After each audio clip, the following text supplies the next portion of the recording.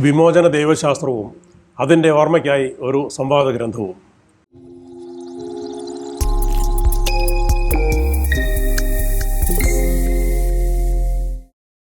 പ്രിയപ്പെട്ടവരെ, എല്ലാവർക്കും എൻ്റെ സ്നേഹ അഭിവാദ്യങ്ങൾ. ഞാൻ ജോർജ് മൂലച്ചാൽ.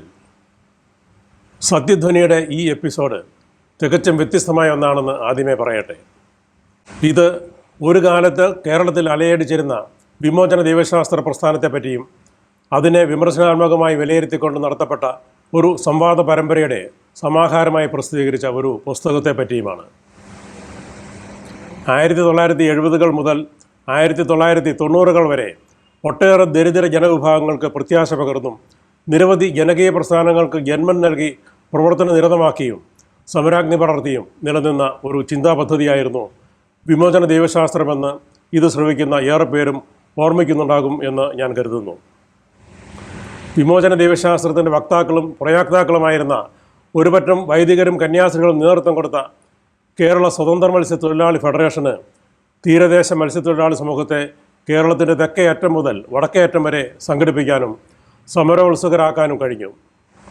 പരമ്പരാഗത മത്സ്യത്തൊഴിലാളികളുടെ ആവശ്യങ്ങൾ ഉന്നയിച്ച് വൈദികരുടെയും കന്യാസ്ത്രീകളുടെയും നേതൃത്വത്തിൽ പലയിടത്തും ദീർഘനാൾ നീണ്ടുനിന്ന നിരാഹാര സമരങ്ങൾ വരെ നടന്നു.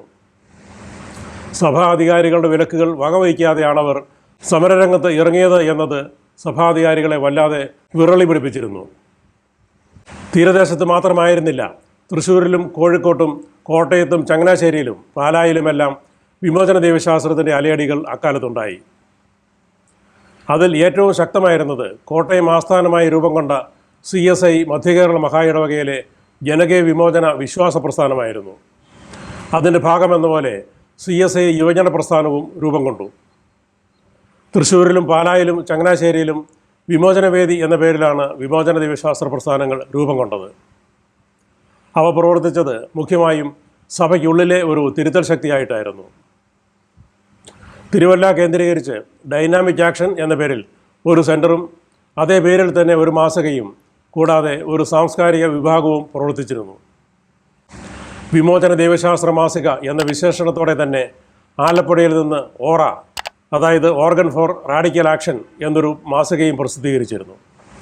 പുതുതായി രൂപം കൊണ്ട വിമോചന ദൈവശാസ്ത്ര ചിന്താഗതി വ്യാപിപ്പിക്കാനും അതിൻ്റെ അടിസ്ഥാനത്തിൽ രൂപം കൊണ്ട ജനകീയ പ്രസ്ഥാനങ്ങളിലെ പ്രവർത്തകർക്ക് ആശയതലത്തിലും നേതൃത്വപരമായും പരിശീലനം നൽകുന്നതിനുമായി കേരളത്തിൽ പലയിടങ്ങളിലും പരിശീലന കേന്ദ്രങ്ങളുണ്ടായി.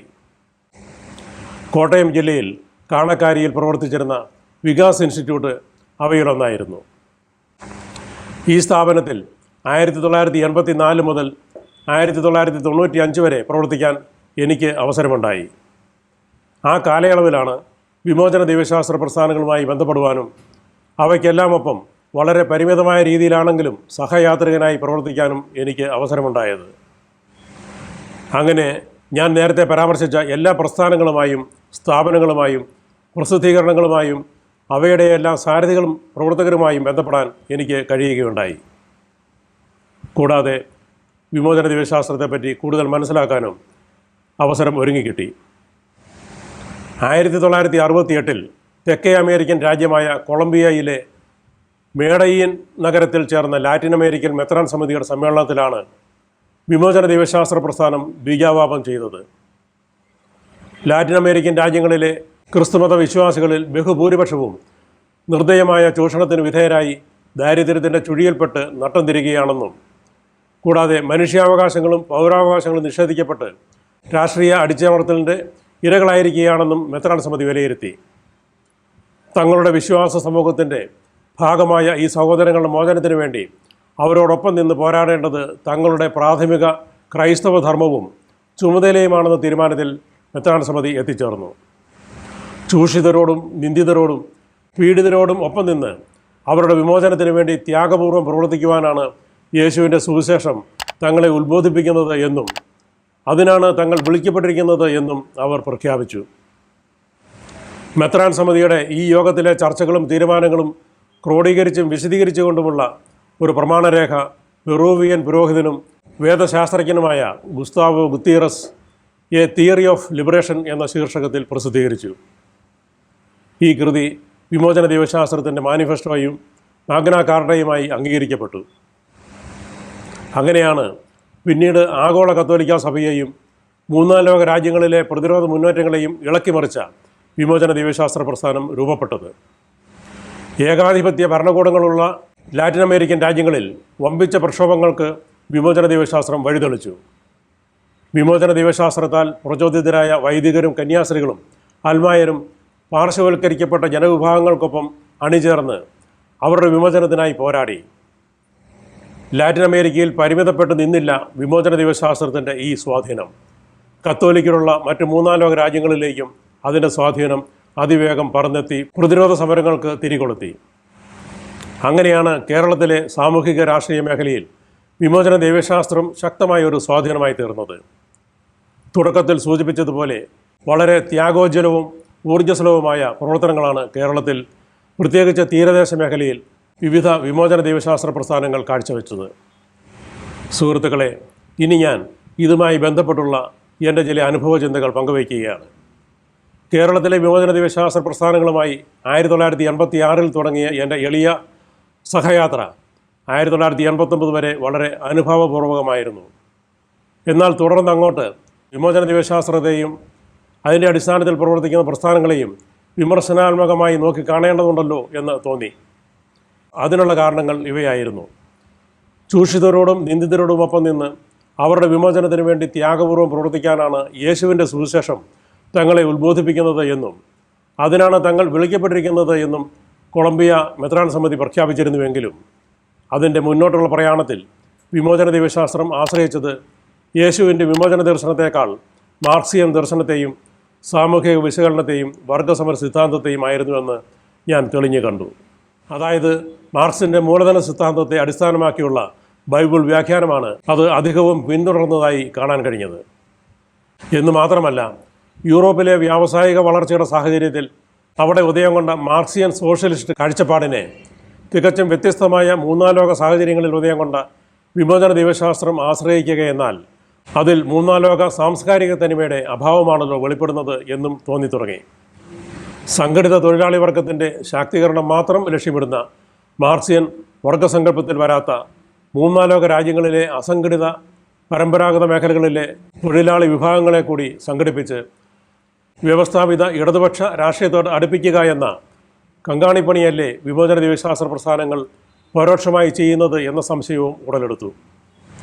കേരളത്തിൽ ആധികാരിക സഭാധികാരികൾ വലത് മുതലാളിത്ത രാഷ്ട്രീയത്തെ പിന്തുണയ്ക്കുമ്പോൾ വിമോചന ദൈവശാസ്ത്ര പ്രസ്ഥാനങ്ങളുടെ നേതാക്കളായി കടന്നുവന്ന വൈദികരും കന്യാസ്ത്രീകളും ഇടത് രാഷ്ട്രീയത്തെ പിന്തുണയ്ക്കുന്നു എന്നതിനപ്പുറം ഇതിൽ ദൈവശാസ്ത്രമോ ആധ്യാത്മികതയോ ഇല്ലല്ലോ എന്നും തോന്നിത്തുടങ്ങി. ആധികാരിക സഭ ദൈവശാസ്ത്രം പറഞ്ഞ് എങ്ങനെയാണോ വലത് രാഷ്ട്രീയം കളിക്കുന്നത്, അതുപോലെ തന്നെയല്ലേ വിമോചന ദൈവശാസ്ത്രം പറഞ്ഞ് വേറെ കുറേ പുരോഹിതരും കന്യാസ്ത്രീകളും ഇടതുപക്ഷ രാഷ്ട്രീയത്തിലേക്ക് ആളെ കൂട്ടുന്നത് എന്ന ചിന്ത ശക്തിപ്പെട്ടു തുടങ്ങി. ഇടതുവശത്തു നിന്നും വലതുവശത്തു നിന്നുമായി ക്രൈസ്തവ സമുദായത്തെ ആധ്യാത്മികതയും ദൈവശാസ്ത്രവും പറഞ്ഞ് ഇടത് വലത് രാഷ്ട്രീയ പാളയങ്ങളിലേക്ക് അടിച്ചു തെളിക്കുമ്പോൾ ഈ സമുദായം ഇരുവശങ്ങളിലൂടെയും രാഷ്ട്രീയമായും സാമുദായികമായും നയിക്കപ്പെടുന്നത് പുരോഹിത നേതൃത്വത്തിന് കീഴിലാണല്ലോ എന്ന ചിന്ത എന്നെ മതിച്ചു എന്ന് തന്നെ പറയാം. ഈ പുരോഹിത രാഷ്ട്രീയത്തെ തുറന്നു കാട്ടേണ്ടതുണ്ട് എന്നും തോന്നി. റോമൻ സാമ്രാജ്യത്വം അടിച്ചേൽപ്പിച്ച രാഷ്ട്രീയ അടിമത്വം നിലനിന്നിരുന്നിട്ടും യേശു ഒരു വിമോചന രാഷ്ട്രീയത്തിന് ഇറങ്ങിത്തിരിക്കാതെ അധികാരപ്രയോഗത്തിൻ്റെയും അധാർമികതയുടെയും മൂല്യച്യുതയുടെയും ഉറവിടങ്ങളായി തീർന്നിരുന്ന യഹൂദ പുരോഹിത മതഘടനയ്ക്കെതിരെയാണല്ലോ ഇറങ്ങിപ്പുറപ്പെട്ടത് എന്ന വസ്തുത വലിയൊരു ഉൾക്കാഴ്ചയായി എൻ്റെ മുന്നിൽ തെളിയുകയും ചെയ്തു. അതിൻ പ്രകാരം വലത് മുതലാളിത്ത വ്യവസ്ഥയേക്കാൾ എത്രയോ പ്രാകൃതവും അധാർമികവും കാലഹരണപ്പെട്ടതുമായ സാമ്രാജ്യത്വ വ്യവസ്ഥ ഇന്നും നിലനിൽക്കുന്ന കത്തോലിക്ക സഭയിൽ കേവലം പ്രജകളായി അടിമത്തം അനുഭവിക്കുന്ന വിശ്വാസി സമൂഹത്തിന് സമഗ്ര വിമോചനമാകണം വിമോചന ദൈവശാസ്ത്രത്തിൻ്റെ ഊന്നൽ എന്ന ബോധ്യത്തിൽ ഞാൻ എത്തിച്ചേരുകയും ചെയ്തു. ഏതാണ്ട് ഇതേ സന്ദർഭത്തിൽ തന്നെ മാർക്സിസത്തിൻ്റെ ഏറ്റവും വലിയ പരീക്ഷണശാലിയായി ഗണിക്കപ്പെട്ടു പോന്ന സോവിയറ്റ് യൂണിയൻ്റെ പതനം ആരംഭിച്ചു കഴിഞ്ഞിരുന്നു. അതോടൊപ്പം തന്നെ വിമോചന ദൈവശാസ്ത്ര പ്രസ്ഥാനങ്ങളെയും ഇതേ തളർച്ച ബാധിക്കുന്നത് ഞാൻ ശ്രദ്ധിച്ചു. വിമോചന ദൈവശാസ്ത്രത്തിൻ്റെ മാർക്സിയൻ പ്രത്യയശാസ്ത്രത്തോടുള്ള അയുക്തികമായ ആശ്രിതത്വവും ആന്തരവൈരുദ്ധ്യങ്ങളുമാണ് ഈ തളർച്ചയ്ക്ക് കാരണമെന്ന് തിരിച്ചറിയാൻ അതെന്നെ വളരെയേറെ സഹായിച്ചു. ഈ സാഹചര്യത്തിലാണ് വിമോചന ദൈവശാസ്ത്ര പ്രസ്ഥാനങ്ങളുടെ ഊന്നൽ മാർക്സിൽ നിന്ന് യേശുവിലേക്കും രാഷ്ട്രീയ മേഖലയിൽ നിന്ന് മത ആധ്യാത്മിക മേഖലയിലേക്കും മാറേണ്ടതില്ലേ എന്ന ചിന്ത ഞാനൊരു ലേഖനമാക്കിയതും ഒരു ചർച്ചയ്ക്കുള്ള മുഖലേഖനമായി കണക്കാക്കി മാസികയിൽ പ്രസിദ്ധീകരിച്ചാൽ കൊള്ളാം എന്ന് പറഞ്ഞുകൊണ്ട് ഓറ പത്രാധിപർക്ക് അയച്ചു കൊടുത്തതും. അന്ന് ഓറ മാസികയുടെ പത്രാധിപരായിരുന്ന ശ്രീ എ ജെയിംസ് അത് തൊട്ടടുത്ത് വന്ന 1989 ഡിസംബർ ലക്കത്തിൽ തന്നെ പ്രസിദ്ധീകരിക്കുകയും വിമോചന ദൈവശാസ്ത്രത്തെപ്പറ്റി ഹൃദയസ്പർശിയായ ഒരു സ്വയം വിമർശനം എന്ന വിശേഷണത്തോടെ പ്രബുദ്ധരായ വായനക്കാരെ സമഗ്രമായ ഒരു ചർച്ചയ്ക്കായി ക്ഷണിക്കുകയും ചെയ്തു. അതേ തുടർന്ന് ഗീവർഗീസ് മാർ ഒസ്താത്യോസ് മെത്രാപ്പോലിത്ത, Shri George Joseph Koyikkara, sister Mercy Koottiyani, father Thomas Kochery, sister Alice Lukose, professor Joseph Pulikkunnel, rev MJ Joseph, Shri Joseph K Kulirani, Shri KI Abraham എന്നിവരുടെ പ്രതികരണ ലേഖനങ്ങൾ 1990 ജനുവരി മുതൽ മെയ് വരെയുള്ള ലക്കങ്ങളിലായി പ്രസിദ്ധീകരിച്ചു വന്നു. അവയ്ക്കെല്ലാം പൊതുവായും ഓരോരുത്തർക്കും പ്രത്യേകമായും ഞാനെഴുതിയ മറുപടി 3 ലക്കങ്ങളിലായാണ് 1990 ഓഗസ്റ്റ്, സെപ്റ്റംബർ, ഒക്ടോബർ എന്നീ ലക്കങ്ങളിലായാണ് അവസാനിച്ചത്. ഈ സംവാദ പരമ്പരയെ ശ്രദ്ധയോടെ നിരീക്ഷിച്ചിരുന്ന പിന്നീട് MG university Gandhian studies department തലവനായി വിരമിച്ച പ്രൊഫസർ ഡോക്ടർ MB മത്തായി മൊത്തം ചർച്ചയെ പ്രൗഢഗംഭീരമായി അവലോകനം ചെയ്തെഴുതിയ ലേഖനത്തോടെ 1990 നവംബറിലാണ് ഈ ആശയ സംവാദം അവസാനിച്ചത്. ഈ സംവാദം നടക്കുന്നതിന് ഇടയിൽ തന്നെ 1990 ജൂലൈ മാസത്തിൽ സഭയ്ക്കുള്ളിൽ നിന്നുകൊണ്ട് സഭാ നവീകരണം ലക്ഷ്യമാക്കി പ്രവർത്തിക്കാൻ KCRM എന്ന ചുരുക്കപ്പേരിൽ ഇന്ന് അറിയപ്പെടുന്ന കേരള കത്തോലിക്ക സഭാ നവീകരണ പ്രസ്ഥാനം അഥവാ Kerala Catholic church reformation movement എന്ന ഒരു സംഘടന രൂപം കൊള്ളുകയുണ്ടായി. ഈ സംവാദത്തിൽ നിന്നുണ്ടായ ഊർജവും ആത്മവിശ്വാസവുമാണ് അതിന് മുൻകൈ എടുക്കാൻ എന്നെ പ്രാപ്തനാക്കിയത് എന്ന് ഇന്ന് ഞാൻ ഓർക്കുന്നു. ഇനി ഞാൻ പുസ്തകത്തിൻ്റെ കാര്യം പറയാം. വിമോചന ദൈവശാസ്ത്രത്തെപ്പറ്റി ഓറ മാസികയിൽ നടന്ന ഈ സംവാദ ലേഖനങ്ങളെല്ലാം സമാഹരിച്ച് 112 ഉൾപേജുകളുള്ള ഒരു പുസ്തകം അച്ചടിക്കാൻ പാകത്തിൽ തയ്യാറാക്കി വെച്ചിരിക്കുകയാണ് ഞാൻ. പുസ്തകത്തിൻ്റെ പേര് വിമോചന ദൈവശാസ്ത്രത്തിൻ്റെ ഓർമ്മയ്ക്ക് ഒരു സംവാദം. പ്രൊഫസർ ഡോക്ടർ MB മത്തായി തന്നെയാണ് അവതാരിക എഴുതിയിരിക്കുന്നത്. എത്ര കോപ്പി അച്ചടിക്കണം എന്നറിഞ്ഞതിന് ശേഷം 2 ആഴ്ച കഴിഞ്ഞിട്ടാവട്ടെ അച്ചടി എന്നാണ് തീരുമാനിച്ചിരിക്കുന്നത്. അതായത് മാർച്ച് 15-നുള്ളിൽ എൻ്റെ ഏതാനും സ്ഥിരം വായനാ സുഹൃത്തുക്കളും ഫേസ്ബുക്ക് സുഹൃത്തുക്കളും യൂട്യൂബ് സുഹൃത്തുക്കളും കൂടി എത്ര പുസ്തകം ഓർഡർ ചെയ്യുന്നു എന്നറിഞ്ഞിട്ട് 16-ന് പുസ്തകം പ്രസിദ്ധീകരിക്കാം എന്നതാണ് പദ്ധതി. വേറെ പുസ്തക വിതരണ സംവിധാനമൊന്നും ഇല്ലാത്തതിനാലാണ് ഇങ്ങനെ. ഗ്രന്ഥത്തിന് 180 രൂപയാണ് മുഖവില. മാർച്ച് 15-ന് മുമ്പ് പ്രീ പബ്ലിക്കേഷൻ നിരക്കായി 120 രൂപ അയച്ചു തരുന്നവർക്ക് മാർച്ച് 31-നകം സാധാരണ തപാലിൽ പുസ്തകം അയച്ചു തരുന്നതാണ്. പണം ട്രാൻസ്ഫർ ചെയ്യാൻ എൻ്റെ ബാങ്ക് വിവരങ്ങൾ വീഡിയോ സ്ക്രീനിൽ കൊടുത്തിരിക്കുന്നത് ശ്രദ്ധിക്കുമല്ലോ. സ്ക്രീനിൻ്റെ താഴെ കൊടുത്തിരിക്കുന്ന എൻ്റെ ഫോൺ നമ്പറിലേക്ക് ഗൂഗിൾ പേ ആയും പണം അയക്കാം. മണി ഓർഡർ, പാലായിൽ മാറ്റാവുന്ന ചെക്ക് എന്നിവ അയക്കാനുള്ള വിലാസവും വീഡിയോ സ്ക്രീനിൽ കാണാവുന്നതാണ്. ഫോൺ വിളിച്ചോ കമൻറ്റ് ബോക്സിലൂടെയോ വിലാസവും ഫോൺ നമ്പറും നൽകി ആവശ്യപ്പെടുന്ന പക്ഷം PPP ആയും പുസ്തകം അയച്ചു തരുന്നതാണ്. പണം അയക്കുന്നതുമായി ബന്ധപ്പെട്ട ഒരു കാര്യം കൂടി പറഞ്ഞുകൊള്ളട്ടെ. മണി ട്രാൻസ്ഫർ അല്ലെങ്കിൽ ഗൂഗിൾ പേ ചെയ്തു കഴിഞ്ഞാൽ അത് സംബന്ധിച്ച് ലഭിക്കുന്ന ബാങ്ക് നോട്ടിഫിക്കേഷൻ വിലാസത്തോടും ഫോൺ നമ്പറോടുമൊപ്പം എനിക്ക് വാട്സാപ്പ് ചെയ്ത് നൽകണം എന്നതാണത്. കുറഞ്ഞ പക്ഷം ഫോൺ വിളിച്ചോ കത്തിട്ടോ വിവരം അറിയിക്കണം. അല്ലെങ്കിൽ പണം അയച്ചത് ആരെന്നറിയാതെ പോവുകയും പുസ്തകം അയക്കാൻ കഴിയാതെ വരികയും ചെയ്യും. പ്രിയപ്പെട്ടവരെ, ഞാൻ അവസാനിപ്പിക്കുകയാണ്. പുസ്തകം ഓർഡർ ചെയ്ത് സഹകരിക്കണം എന്ന് താല്പര്യപ്പെട്ടുകൊണ്ട് ഞാൻ നിർത്തുന്നു. ഇത്രയും നേരം എന്നെ കേട്ട എല്ലാവർക്കും എൻ്റെ നന്ദി, സ്നേഹം.